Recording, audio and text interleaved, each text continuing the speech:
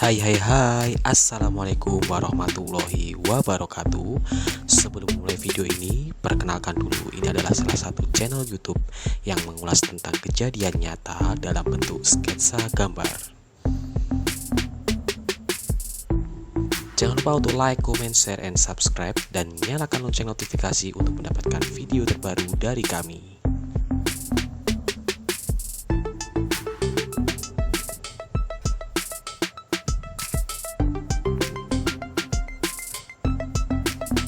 Bagi Anda yang punya cerita atau kejadian nyata yang unik dan ingin diulas, silahkan follow Instagram kami di @fahmi_nafi.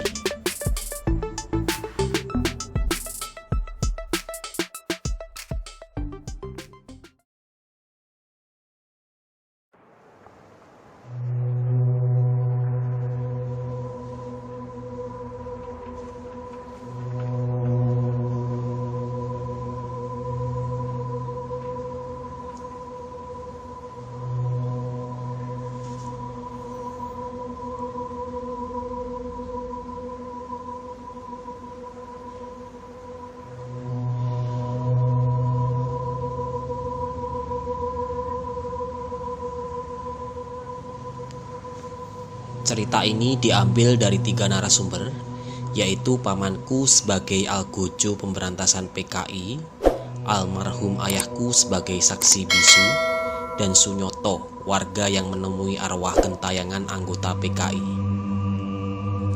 Muso, siapa yang tak tahu dengan orang ini? Saya kira semua orang sudah mengetahui. Namanya ada di setiap buku sejarah sekolah dasar, sekolah menengah pertama, sampai sekolah menengah ke atas. Ya, dia adalah gembong PKI yang berasal dari Madiun, yang mengawali pemberontakan PKI pada tahun 1948. Tapi, di cerita ini admin mengulas pemberontakan yang terjadi pada tahun 1965, yang masih ada kaitannya dengan pemberontakan tahun 1948. Pada waktu itu, anggota PKI Madiun mengincar para kiai untuk dibunuh. Kejadian itu pun lantas membuat para pemuka agama geram. Pamanku adalah salah satu anggota ormas keagamaan.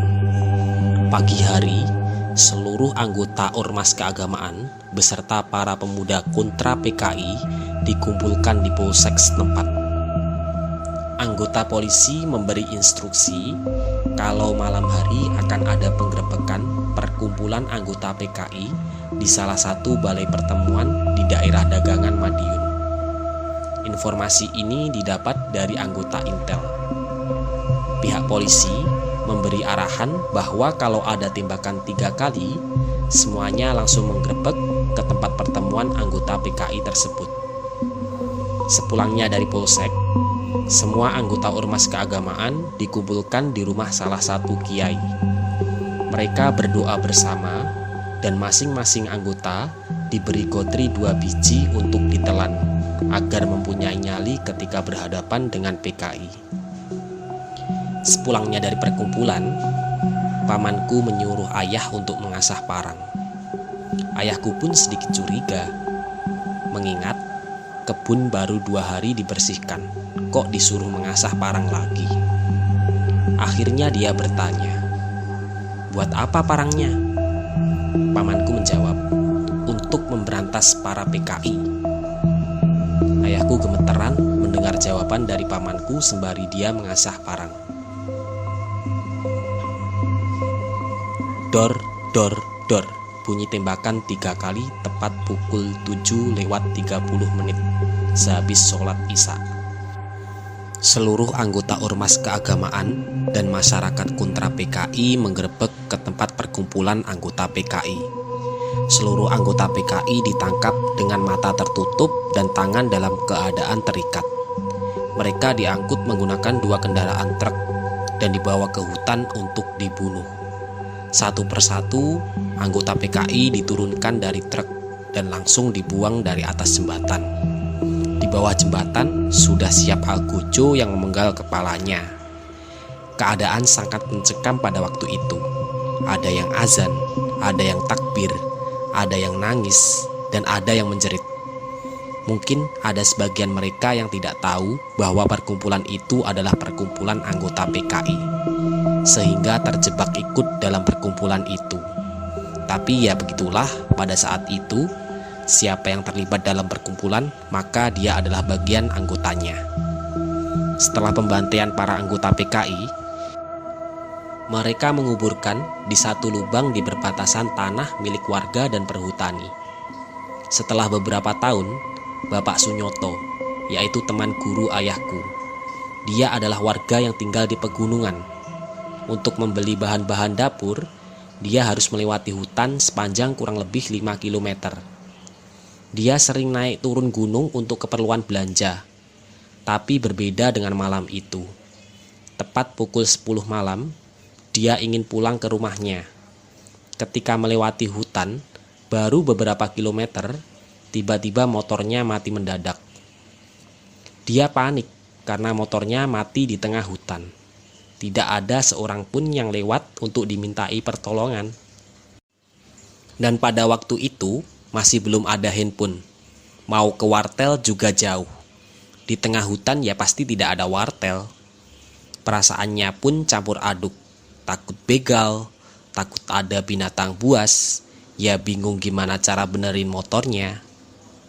Dia cek motornya sembari berpikir kenapa motornya tiba-tiba mogok.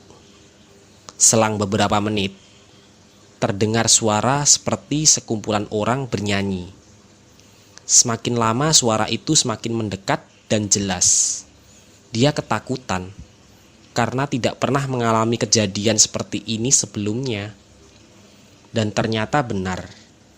Dia melihat seperti tentara tanpa kepala berbaris menyeberangi jalan sambil bernyanyi. Menurut penuturannya, kalau tidak salah, lagu yang dinyanyikan adalah Genjer-Genjer. Karena dia benar-benar takut, jadi dia tidak berani menatap terlalu lama. Setelah suara hilang, dia mencoba menghidupkan kembali motornya. Dan syukurnya, motornya bisa kembali nyala. Tanpa pikir panjang, dia langsung tancap gas dengan kecepatan penuh. Itulah kisah nyata dari beberapa narasumber. Bagi Anda yang punya cerita nyata yang aneh dan unik, silakan hubungi kami di akun Instagram yang tertera di deskripsi. Silakan komentar di bawah dan jangan lupa untuk like, share, dan subscribe.